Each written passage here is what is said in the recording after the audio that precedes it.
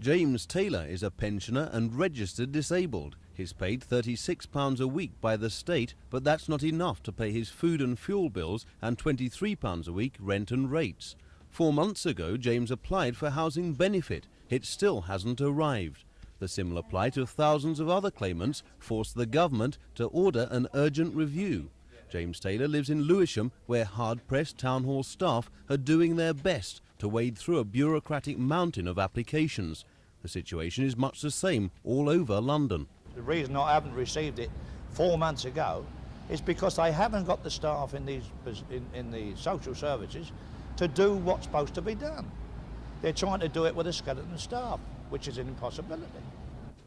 Lewisham have increased their housing benefit staff by 600% since the scheme, jointly administered by town halls and the DHSS, began just under 2 years ago. But staff still can't cope. Housing aid groups like SHAC, who contributed to the government review, say the scheme's too complicated and the neediest don't necessarily get the most. Well, quite simply, this is the worst administrative chaos in the history of the British welfare state.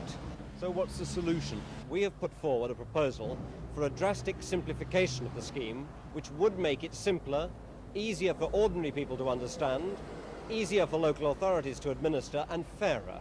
And if that review board follows the logic of our arguments, I think there is genuinely hope that we can get a decent scheme at the end of the day.